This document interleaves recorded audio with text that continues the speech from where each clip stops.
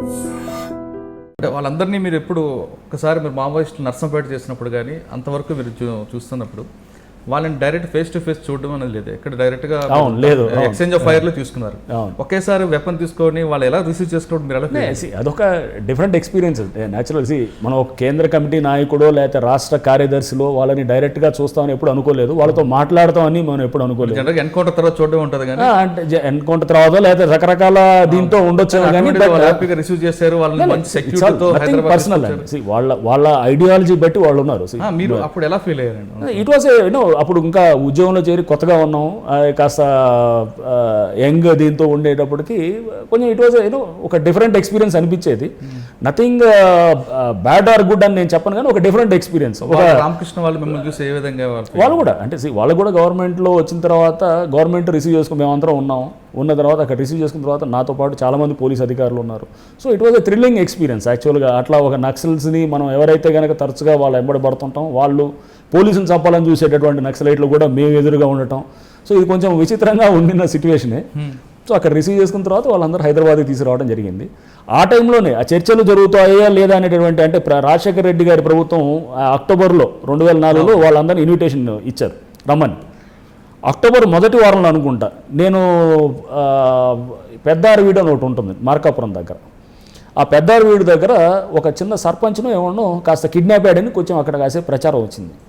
Sarpanch kidnap అయ్యాడనగానే నేను కొంచెం కాస్త టెన్షన్లో ఫీల్ అయ్యామన్నమాట. ఇదేంటి సర్పంచ్ని కిడ్నాప్ చేసి ఒక పక్కన చర్చలు అంటున్నారు, వీళ్ళేమో ఆల్రెడీ ఊర్లలోకి వచ్చి కొంచెం అప్పుడు ఈ నక్సలైట్స్ కాస్త జనాలు ఊరి మీదకి వచ్చి ల్యాండ్లు పంచటాలు ఇవన్నీ చేస్తున్నారన్నమాట.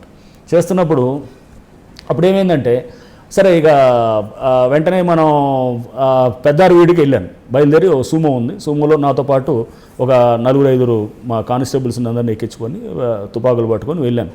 వెళ్తుంటే రోడ్డు మీద దళం అనమాట మొత్తం.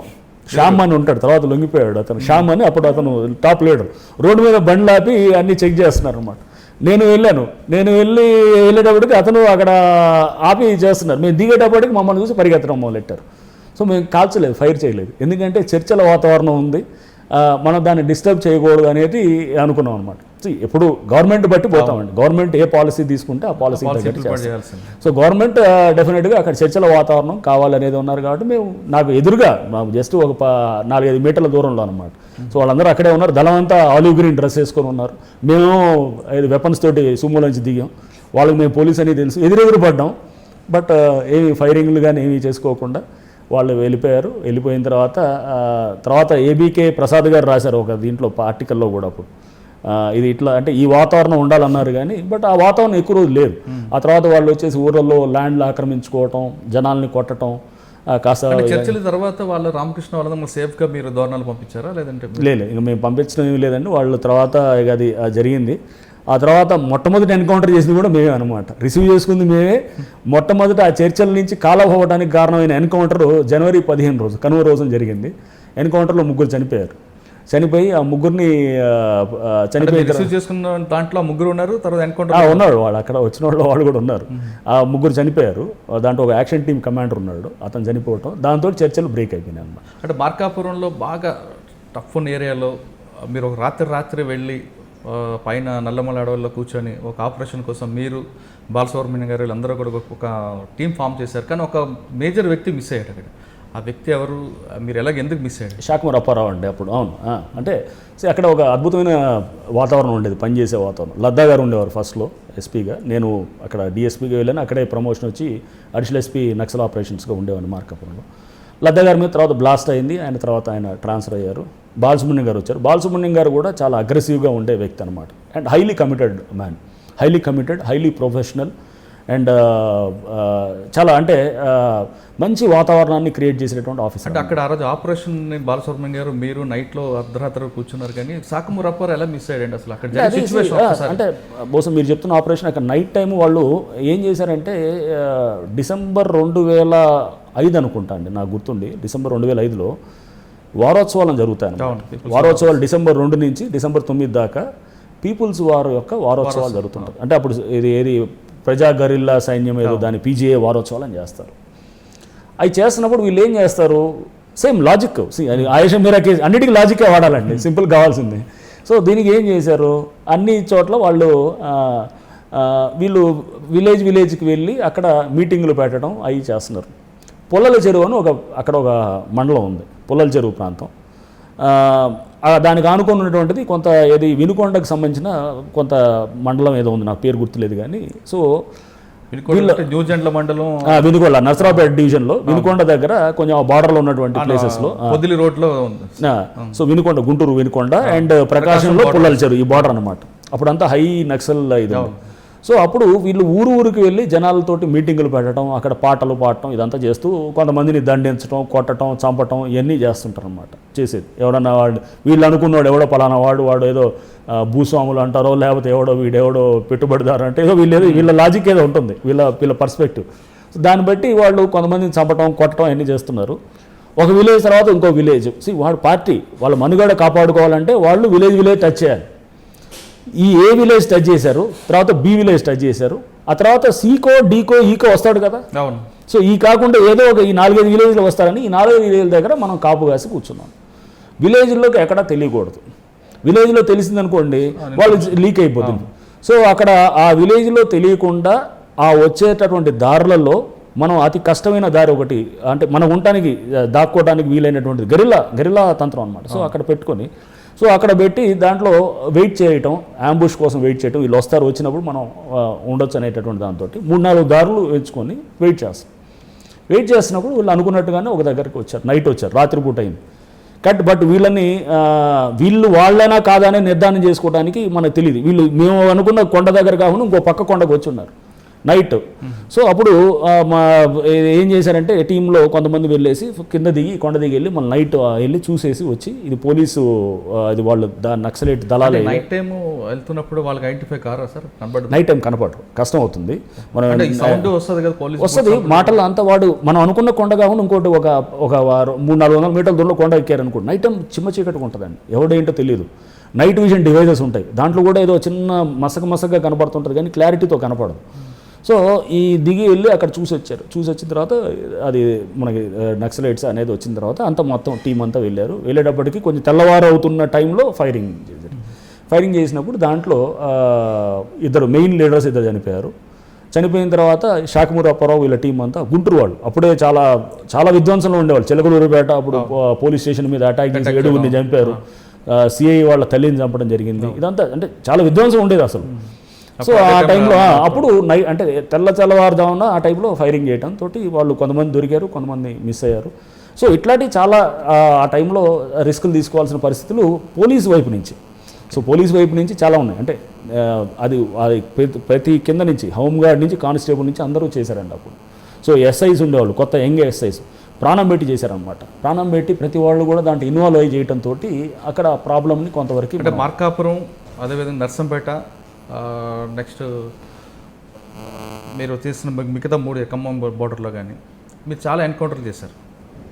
ఇందులో మీరు చేసింది రియల్ ఎన్కౌంటర్ అని, ఫేక్ ఎన్కౌంటర్స్ ఏం లేదండి. ఫేక్ ఎన్కౌంటర్స్ అట్లా ఎప్పుడు దానికి అసలు ఒప్పుకోం. అసలు ఫేక్ ఎన్కౌంటర్స్ నాకు తెలిసైతే నేను హానెస్ట్గా చెప్తున్నానండి, ఫేక్ ఎన్కౌంటర్ అనేది లేదు అసలు. చేసిన పక్క ఆపరేషనల్ ప్లానింగ్ అంటే కానీ ఎక్కడో పట్టుకొచ్చి తీసుకెళ్ళి అటువంటిది అయితే నేను ఎప్పుడు చేయలేదు. రంగనాథ్ మార్కాపురంలో చేస్తున్నప్పుడు కొన్ని ఫేక్ ఎన్కౌంటర్లు చేశారు. దానివల్ల మేము లడహా మీద దాడి చేసిన తర్వాత కూడా రంగనాథ్ హెచ్చరించాం అనేది అప్పుడు వార్త వచ్చింది. లేదు, ఫేక్ ఎన్కౌంటర్ అనేది ఎన్కౌంటర్ జరిగిందంటే కనుక వీడు ప్రతి ఎన్కౌంటర్ ఫేకే అంటాడు. పీపుల్స్ వారు ఎలా ఉంటారంటే వాళ్ళు ప్రతి ఎన్కౌంటర్ ఇది ఫేకు ఇదని, ఎందుకంటే వాళ్ళ పార్టీ మనుగడ చూపించుకోవాలి కదా, వాళ్ళు అన్నీ ఫేక్ అని అంటారు. సో న్యాచురల్గా వాళ్ళు ఏంటంటే వాళ్ళు డిఫెండ్ చేసుకోవాలి, వాళ్ళల్లో ఆత్మస్థైర్యం పెంచాలి కేడర్లో. ఇది ఫేక్ ఎన్కౌంటర్ పట్టుకెళ్ళారని అంటే, అంతేగాని మేము వెళ్ళి రాత్రిపూట అక్కడ అంత చేసాం ఇదంతా వాళ్ళకి తెలియదు. ఇప్పుడు మీకు ద్వారా చెప్తున్నాను, వాళ్ళకి ఎవరికి తెలియదు, ఇప్పటికీ తెలియదేమో నాకు తెలిసి.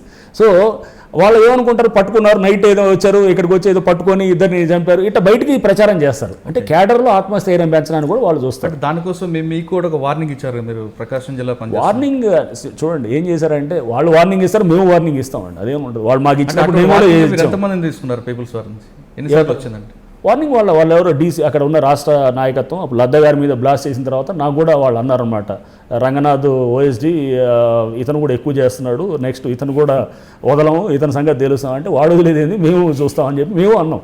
సో ఇప్పుడు నాకు ఫోన్లో చేశారు అప్పుడు ఒకటి ముఖ్యమైన సంఘటన కూడా ఏంటంటే, మా ఎస్ఐ ఉన్నాడు ఖమ్మంలో, నాయక్ అని ఉండేవాడు. అతను ఇప్పుడు సింగరాయకొండలోనే ఎక్కడో పనిచేస్తున్నట్టుంది. అతను ఎస్ఐకి ఎవరో ఫోన్ చేశారు. ఫోన్ చేసి ఇదేంటంటే బెదిరిస్తున్నాడు ఎస్ఐని.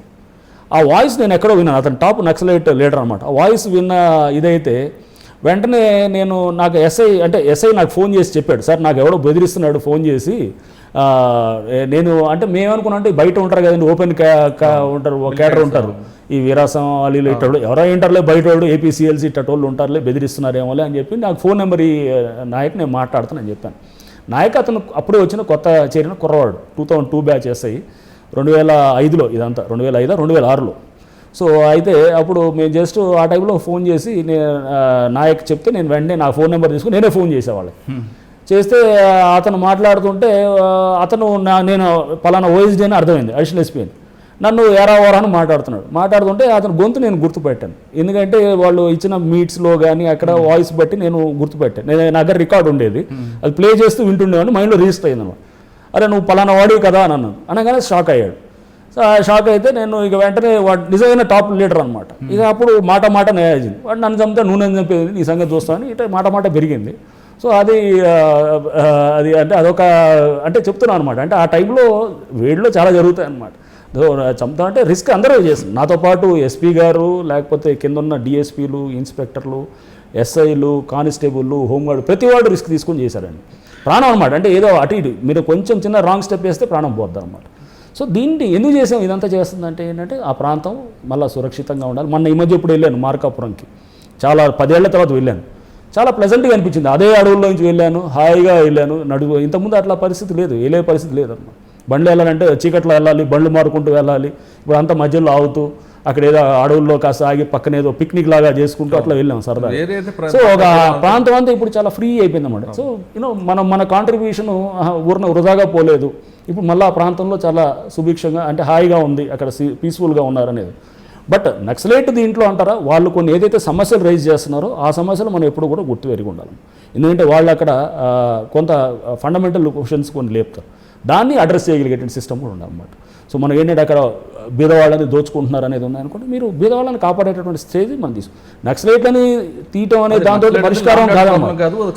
అక్కడ సామాజిక సమస్యని, అక్కడ ఉన్నటువంటి ఆర్థిక పరిస్థితులను అన్నింటినీ కూడా తీసుకుంటూ బీదవాళ్ళ పక్షాన ఉండి మనం చేస్తే కనుక నక్సలైట్స్ అవసరం ఏముంటుందండి. ప్రభుత్వం అక్కడి వరకు వెళ్ళాలి, ప్రభుత్వ పథకాలు ఉన్నాయి, బీదవాళ్ళని దోచుకునేటటువంటి దీన్ని మనం వీలైనంత వరకు మనం అక్కడ పోలీసు వ్యవస్థ కానీ కాకుండా రెవెన్యూ డిపార్ట్మెంట్ అందరూ కూడా అధికారులు పథకాలతో పాటు ఈ అన్నిటిని కూడా మనం అడ్డుకోగలిగితే చేయగలిగితే కనుక అంటే చాలా ప్రోయాక్టివ్గా చాలా మనం ఏంటంటే డెప్త్ ఆలోచన చేయాలి. ఇవన్నీ కూడా ఏంటంటే ఊరిని మనం ఏదో నక్సలైట్ని చంపేసి అక్కడ పరిస్థితులు అక్కడ రానివ్వకూడదు. అక్కడ పరిస్థితులు గొప్పవాడు బీదవాడిని దోచుకునేటటువంటి పరిస్థితి అక్కడ ఉందనుకోండి, ఎప్పుడైనా రేపు నక్సలిజం వస్తుంది, ఈరోజు పోయింది రేపు వస్తాడు మళ్ళీ.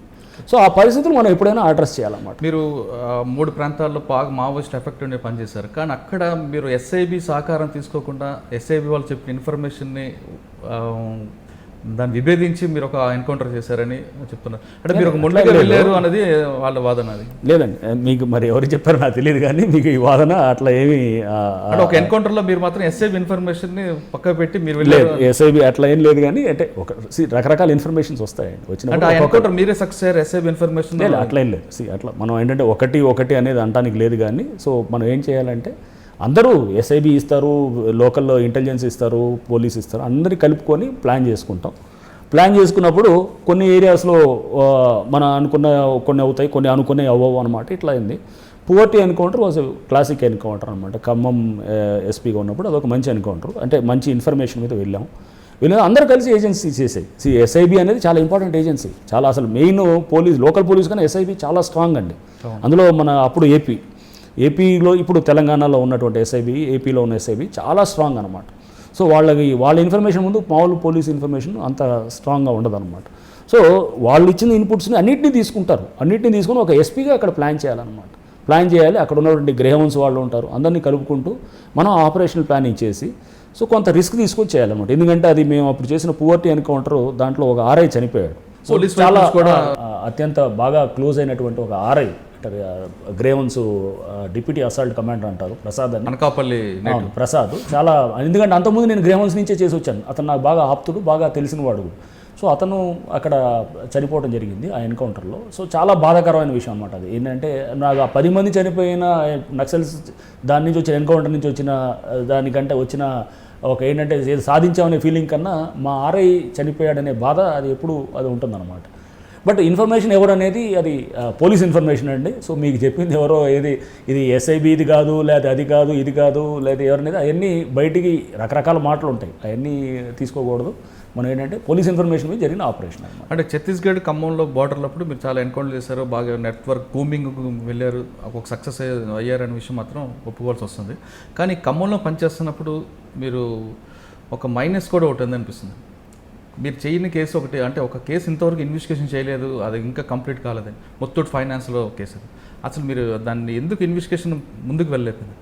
లేదండి, ముత్తూ ఫైనాన్స్లో దొంగతనం అయింది. అది ఎక్కడంటే మధిర అనే టౌన్ ఉండింది అక్కడ. దాంట్లో ఒక నైట్ ఒకతను వచ్చేసి మొత్తం అక్కడ తాళాలు బాలు కొట్టి లోపలికి వెళ్ళి అదంతా మొత్తం దాదాపు 5-6 కేజీలో ఎంతో దాదాపు చాలా పెద్ద ఎత్తున తీసుకెళ్ళి చాలా కేజీల బంగారం దొంగతనం అయిందన్నమాట. సో దాంట్లో కొంత సీసీటీవీ ఫుటేజ్ ఉన్నాయి, కానీ అతను మాస్క్ కట్టుకోవటం కొంత అదంతా చాలా ట్రై చేసాం, దానికి ఒక టీం పెట్టాము, కొన్ని నెలల పాటు ట్రై చేసాం. అన్ని చోట్ల మనం సక్సెస్ఫుల్ అవుతామని అనటానికి లేదు. సో ఇందాక నేను అన్నది అదే, ఆయేషా మీరా కేసులో మేము సక్సెస్ అయ్యామేమో, కానీ వేరే కేసెస్లో కూడా నేను ఆ టైంలో నాకు స్ట్రైక్ కాలేదు. ఆ తర్వాత కూడా అది ఇంకా డిటెక్ట్ అయినట్టు లేదనుకుంటా కేసు, ఇప్పటికీ అట్లానే ఉన్నట్టుంది. బట్ ఏదేమైనా కానీ కొంత అసంతృప్తి ఉంటుందన్నమాట. మనం చేసిన కేసెస్లో క్రాక్ చేయలేకపోయిన కేసెస్ కొన్ని ఉంటాయి. సో అప్పుడు కొంచెం అరే మనం చేసుంటే బాగుండేది కదా అనేది ఉండేది. దాని మీద ఒక పూర్తి టీం పెట్టి చాలా వైపుల నుంచి అనలైజ్ చేయటం చేసాం ఆ కేసుని. ఫుల్ ఫ్లెడ్జ్డ్గా వర్క్ చేసినా కానీ కూడా మనకి అవ్వలేదు, వర్కౌట్ కాదు. అంటే ఖమ్మంలో ఒక కేసే కాకుండా మీరు కొంతమందికి ఒక్కొక్క వర్గానికి సంబంధించి వాళ్ళకి సపోర్ట్ చేస్తూ కొంతమంది ల్యాండ్ కేసుల్లో కూడా ఇన్వాల్వ్ అయ్యారు, సెటిల్మెంట్ చేయించేవారు, కొంతమంది ఎస్ఎల్ తప్పి చేయించేవారు అని ఒక ఎలిగేషన్ ఉంది. లేదండి, అది చాలా wrong allegation. First of all ఏంటంటే నేనేంటంటే బీదవాళ్ళ ఇందా మీరు చెప్తున్నారు ఏది అంటే మీరు పర్టికులర్గా బీసీ వాళ్ళకి సపోర్ట్ చేయడం, ఎస్సీ ఎస్టీ సపోర్ట్ చేసేవారు, వాళ్ళు తప్పు చేసినా సరే వాళ్ళనే వెనకేసుకొచ్చేవారు రంగనాథ ఖమ్మంలో అనేది ఒక ఆరోపణ. లేదండి, బీసీ ఎస్సీ ఎస్టీని వెనకేసుకు రావడం అనేది ఇష్యూ బేస్డ్గా ఉంటుంది అన్నట్టు, అంతేగాని వెనకేసుకు రావడం అనేది ఎందుకు ఇది అనేది ఉంటుందండి. సో బీదవాళ్ళకి ఏంటంటే ఎవరు అండుంటారు అనేది ఒకటి ఫస్ట్ వచ్చేది అన్నమాట. బీదవాళ్ళకి పలికే వాళ్ళు తక్కువ మంది ఉంటారు. సో వాళ్ళకి న్యాయం అయినప్పుడు ఖచ్చితంగా చేస్తాం. సెటిల్మెంట్లు ఇది అనేది అసలు ఎటువంటి పరిస్థితులు అట్టాడు వాళ్ళు ఎంతమంది సస్పెండ్ చేసాం అక్కడ, మీరు అది కూడా తెలుసుకోవాలి. అక్కడ ఎంతమంది సస్పెండ్ చేసాం, పోలీస్ అధికారుల మీద రిజిస్టర్ కూడా చేసాం కేసెస్. సో అట్లాంటి అది దానికి ఇది ఉండదు.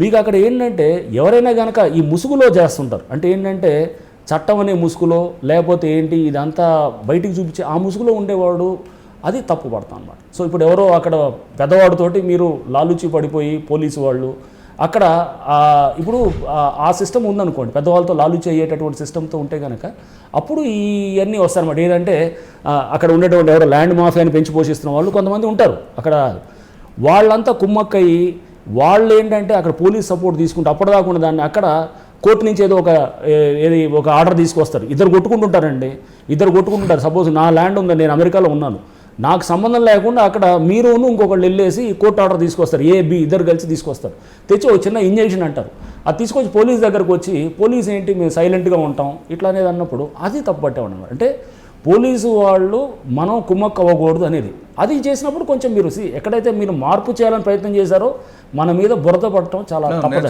సో మీరు మార్పు అక్కడ ఏంటి అప్పటిదాకా ఉన్నటువంటి ఒక స్ట్రాంగ్ అక్కడేది ఎంట్రెన్చ్డ్ అంటే స్ట్రాంగ్ ఎంట్రెన్చ్డ్ ఉన్న ఇంట్రెస్ట్ని మీరు ఢీకొంటున్నప్పుడు తప్పకుండా మీకు ఇబ్బందులు ఎదుర్కోవాల్సి వస్తుంది. ఆ ఇబ్బందులు రెడీ అయ్యే ఉంటాను నేను, ఇప్పుడు కాదు ముందు కూడా ఎప్పుడైనా కానీ కూడా అది రెడీ అవుతాం అన్నమాట. ఎందుకంటే మీరు అది తట్టుకోకపోతే నేను ఇందాక చెప్పాను ఈ నక్సలైట్ ఏరియాలన్నింటిలో పనిచేసినప్పుడు అక్కడ నక్సలిజం రావడానికి ఇటువంటి పరిస్థితులే కారణం. ఎందుకంటే మీరు అక్కడ బీదవాళ్ళు వాళ్ళని ఇట ఎవడైతే కనుక స్మార్ట్గా ఉన్నారో తెలివిగా ఉండి చట్టం ముసుగులోనో లేదా ఇంకేదో ముసుగులో తీసుకొని వాళ్ళు లాలూచి పడి మొత్తం అక్కడ దోచుకుంటున్నారో అది దానివల్ల అక్కడ నక్సలైట్ ఉద్యమాలు అనేది వచ్చారన్నమాట. సో నేను పనిచేసిన దానికి ఇంకా అర్థమే లేదనమాట. నేను పనిచేసిన మీరు పనిచేస్తున్న టైంలో ఒక సూరి కేసులో వెపన్ లైసెన్స్ కూడా ఖమ్మం నుంచి వచ్చింది.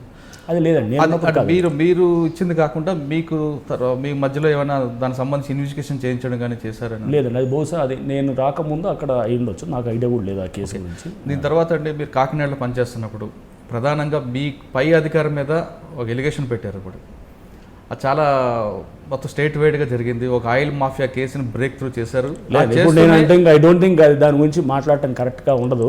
ఎందుకంటే వాట్ ఎవర్ అప్పుడు జరిగింది ఆ కేసు చెప్పడం జరిగింది. అసలు ఆయిల్ మాఫియా కేసుని బ్రేక్ త్రూ చేసి తర్వాత అక్కడ ఉన్న పంపకాల్లో తేడాల మధ్యనే ఇద్దరి మధ్యన పై అధికారికి రంగనాథ్కి మధ్యన డిస్ప్యూట్స్ వచ్చాయనేది వచ్చింది.